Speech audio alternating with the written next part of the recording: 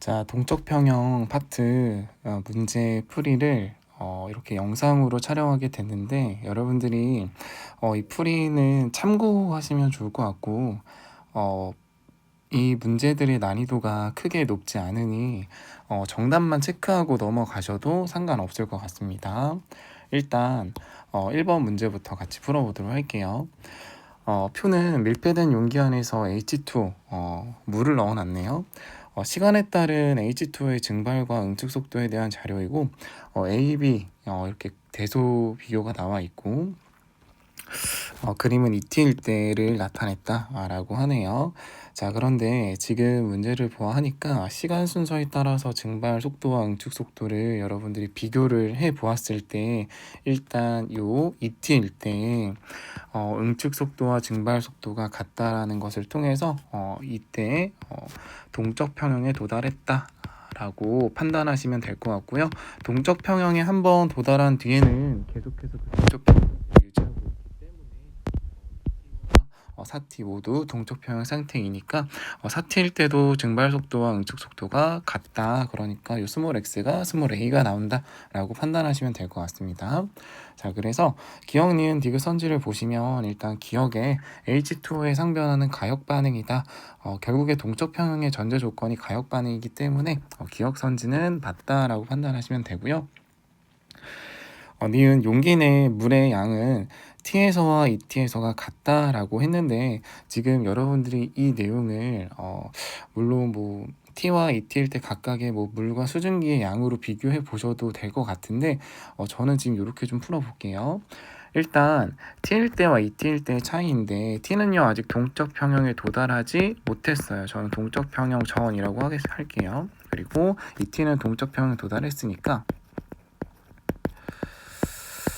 우리가 여기서 어떻게 판단할 수 있냐면 결국에 T에서 ET로 흐르는 동안 시간이 흐르는 동안 무엇이 더 우세하게 일어났냐예요. 결국에 동적평에 도달하기 전부터 동적평에 도달할 때까지는 증발이 우세하게 일어났을 거기 때문에 결국 수증기에서 물이 되어서 이렇게 돌아오는 양보다 물이 수증기로 증발이 되는 양이 훨씬 더 많을 거예요. 그래서 결론적으로 보면 이 물의 양은 증발이 우세하게 일어나기 전인 동적 평형 전 T일 때가 ET일 때보다 더 많겠죠. 그래서 결국에 이 선지는 같다를 판단하면 되는 거기 때문에 당연히 같진 않죠. 자, 요거 체크하시면 되고, 자, 디귿은 우리가 스몰 a라는 거 앞서서 확인했습니다. 자, 체크하시면 되고요. 아래쪽으로 내려가서 표는 밀폐된 진공 용기 안에 물을 넣은 후에 시간에 따른 물과 수증기 양에 대한 자료다 라고 나와 있고요.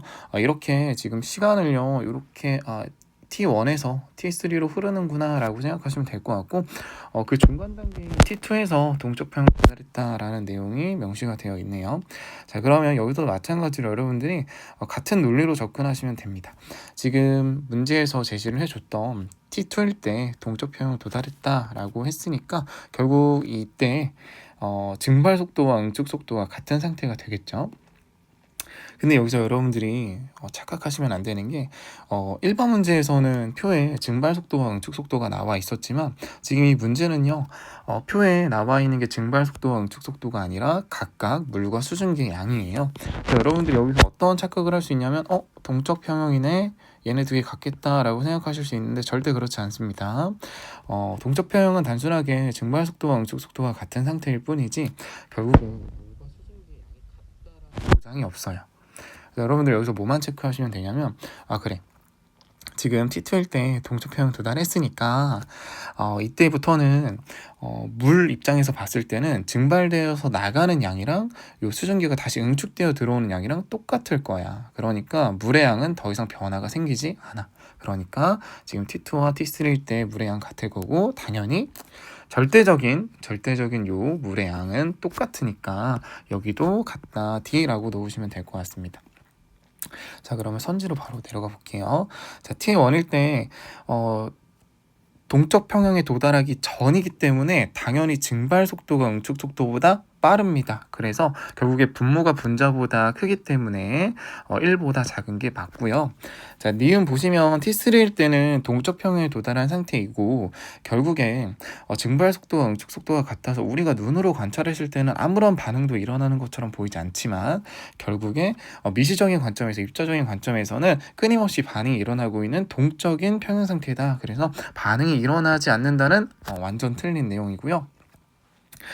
디귿선지를 보시면 이 문제에서 C분의 A는 D분의 B라고 났는데 지금 여기서 여러분들이 어떻게 생각하시면 되냐면 지금 결국에 각각의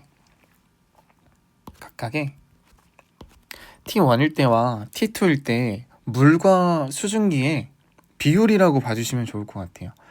결국에 T1일 때는 동적 평형에 도달하지 못했기 때문에 T1에서 T2로 흐르는 동안 증발이 우세하게 일어났을 거예요.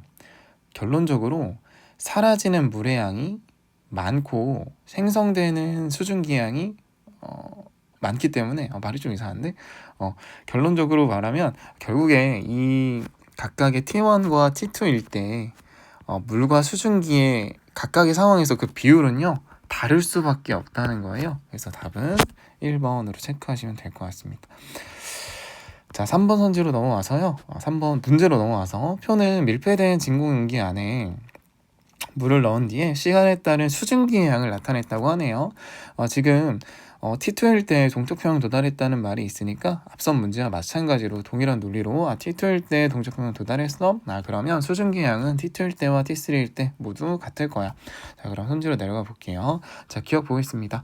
기억은 B가 A보다 크다라고 되어 있는데요. 동적 평형에 도달하기 전보다는 동적 평형에 도달한 후가 당연히 증발이 더 많이 일어난 상황일 거기 때문에 수증기가 더 많을 수밖에 없어요. 니은 증발 속도 분의 응축 속도는 T2일 때가 T1일 때보다 크다라고 해야 되어 있는데 자, 지금 증발 속도 분의 응축 속도 T1일 때 너무 쉽죠. 1입니다. 1. T1일 때는 아직 동적 평형에 도달하지 못했으니까 1보다 작아요 라고 판단하시면 될 것 같아요. 그래서 T2일 때가 T1일 때보다 크다 맞고요. 색깔을 좀 다르게 해서 자, 용기 내에서 요 물의 양은 T2일 때와 T3일 때가 같다. 당연하죠. 왜냐하면 T2일 때와 T3일 때 수증기 양이 같으니까 결국에 그 나머지인 물의 양도 같을 수밖에 없다. 그래서 같은 논리로 접근하시면 됩니다. 자, 5번 맞고 자, 지금 4번 문제로 넘어와서요. 자, 4번 문제 제가 수업 시간에 꼭 풀어보라고 말씀드렸어요. 우리가 사실 용해평에 대한 내용을 많이 다루지 못해서 문제로 풀진 못했으나 결국 용해평도 동적 평형의 일환이기 때문에 상평형과 똑같은 논리로 좀 풀어주시면 좋을 것 같아요. 자, 그림 가는 설탕 수용액이 용해평형에 도달한 모습. 그러니까 지금 얘는 필요 없어. 뭐 필요 없냐면 앞선 과정 다 필요 없고요. 일단 용해평형 도달한 상태예요. 용행이 아니라 용해평형. 그럼 우리가 용해평형일 때요, 이 용액의 상태를 수업 시간에 제가 말씀드렸는데 당연히 용해평형 도달한 상태이기 때문에 더 이상 용질이 녹을 수 없는 상태예요. 포화 용액입니다. 그런데 여기다가 설탕을 추가했대요. 더 이상 설탕이 녹을 수 없는 상태인데 설탕을 추가했다고 합니다. 그런데요, 지금 그림을 잘 보시면 아시겠지만 처음에 내가 각설탕으로 넣었거든요. 그런데 시간이 지나고 난 뒤에 보니까요, 각설탕의 모양이 좀 변했어요. 지금 이 모양의 변화를 통해서 여러분들이 어떤 생각하시면 되냐면 얘도 녹았다 라고 생각하시면 됩니다. 아니 쌤, 포화용액이라서 더 이상 녹을 수 없다면서요. 왜 그럼 제가 새로 추가한 설탕이 녹았나요? 자, 그러면 논리는 다음과 같습니다. 자, 지금 여러분들이 이 설탕 표면의 입자들의 용해와 석출, 그러니까 설탕 물 속으로 녹아 들어가고 설탕물 속에 녹아있던 설탕이 다시 설탕으로 석출이 되는 이 과정 눈으로 보이지 않지만 제가 화살표를 좀 표시를 해볼게요. 1초당 3개씩 용해가 되고 있다고 가정하겠습니다. 그리고요, 이미 용해평형에 도달한 상태이기 때문에 1초당 3개씩 그대로 들어오고 있어요. 이런 과정이요, 계속해서 반복하고 일어나다가요, 어느 순간부터 어떤 일이 발생하냐면 이런 일이 발생할 수도 있어요. 지금요, 이렇게 1초당 3개씩 용해가 되고 있다고 말씀드렸는데, 사실 1초당 3개씩 용해가 되고 있는 그 설탕, 사실 기존에 녹아있던 설탕에서 용해가 돼도 상관없지만, 내가 추가해준 설탕이 용해돼도 상관없다라는 거예요. 결국 여기서 지켜줘야 되는 건 1초당 3개씩만 용해되면 된다는 거예요. 결론적으로 말하고 싶은 게 뭐냐면, 결국 내가 새롭게 추가해준 설탕도 용해에 참여할 수 있다. 그런데 결론적으로만 말씀드리면, 이 상황에서 녹아 들어가는 거 3개, 다시 석출되는 거 3개이기 때문에 절대적인 설탕량은 바뀐다, 안 바뀐다? 바뀌지 않는다라는 거예요. 자, 그러면 이 논리를 가지고 기억, 니은, 디귿, 선지를 풀어보도록 하겠습니다. 자, 기억. 나에서는 설탕 용해되지 않는다. 말도 안 되죠. 용해평형 상태이기 때문에 끊임없이 용해가 일어나고 있습니다. 설탕의 석출 속도와 용해 속도, 이거 헷갈리시면 상평형의 증발이랑 응축 속도라고 바꿔서 해석하셔도 상관없어요. 자, 어찌됐건 설탕의 석출 속도와 설탕의 용해 속도는 가에서와 다에서가 같죠. 왜? 둘 다 무슨 상태니까? 둘 다 똑같은 용해평형 상태니까. 자, 이렇게 봐주시면 돼요.